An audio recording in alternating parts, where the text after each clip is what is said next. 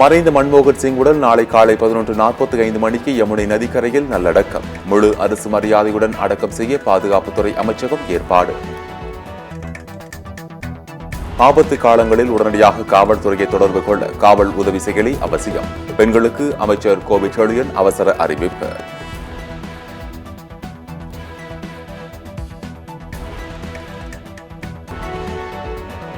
ஜனவரி 14ஆம் தேதி அவனியாபுரம், 15ஆம் தேதி பாலமேடு, 16இல் அலங்காநல்லூரில் ஜல்லிக்கட்டு போட்டி. சாதி பெயரை குறிப்பிட்டு காளைகள் அவிழ்க்கக்கூடாது என அமைச்சர் மூர்த்தி உறுதி. சென்னை, திருவள்ளூர், செங்கல்பட்டு மாவட்டங்களில் பரவலாக மழைக்கு வாய்ப்பு. வானிலை மையம் தகவல்.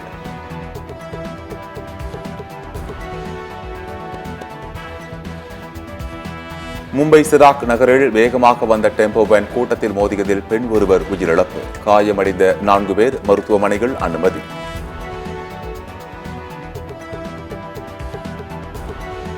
தமிழக மீனவர் பிரச்சினையில் இனி யாருடனும் பேச்சுவார்த்தை இல்லை. இலங்கை அமைச்சர் சந்திரசேகரன் திட்டவட்டம்.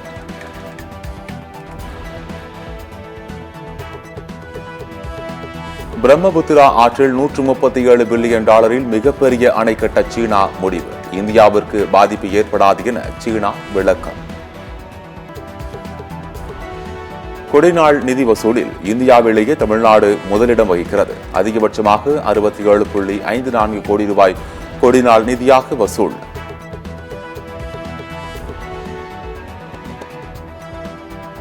டெல்லியில் மரம் வேரோடி சாய்ந்ததில் ஆட்டோ நசுங்கி சேதம். ஆட்டோவில் ஓட்டுநர் இல்லாததால் நல்வாய்ப்பாக உயிர் தப்பினார்.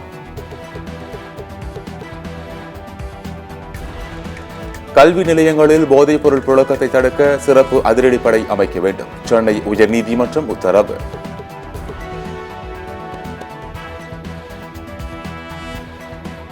தேமுதிக நிறுவனர் விஜயகாந்திற்கு நாளை 1ஆம் ஆண்டு நினைவு தினம். கோயம்பேடு நினைவிடத்தில் அனைத்து கட்சித் தலைவர்கள் ஒன்று சேர வாய்ப்பு.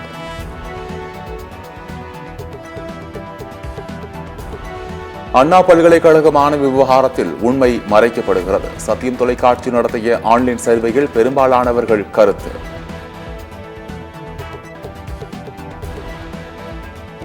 பந்தலூர் சேரம்பாடியில் வீடுகளை இடித்து சேதம் செய்த புல்லட் காட்டு யானையை மயக்க ஊசி செலுத்தி சுற்றி வளைத்தது வனத்துறை.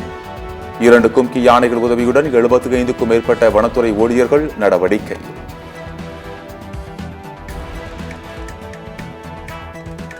சீமானை கைது செய்து விசாரணை நடத்த கோரி திருச்சி எஸ்பி வருண்குமார் நீதிமன்றத்தில் மனு. திருத்தி குற்றவியல் நீதிமன்றத்தில் மனு தாக்கல் செய்தார் வருண்குமார். புதுச்சேரியில் ஜனவரி 12ஆம் தேதி முதல் ஹெல்மெட் கட்டாயம். காவல்துறை அதிகாரிகள் கூட்டத்திற்கு பிறகு அமைச்சர் நமச்சிவாயம் அறிவிப்பு.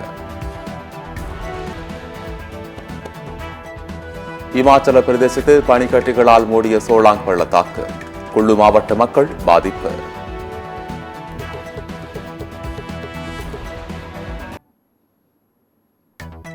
பாக்ஸிங் டே டெஸ்ட் போட்டியில் சுப்மன் கில் நீக்கப்பட்டது ஏன்? இந்திய அணியின் துணை பயிற்சியாளர் அபிஷேக் நாயர் விளக்கம்.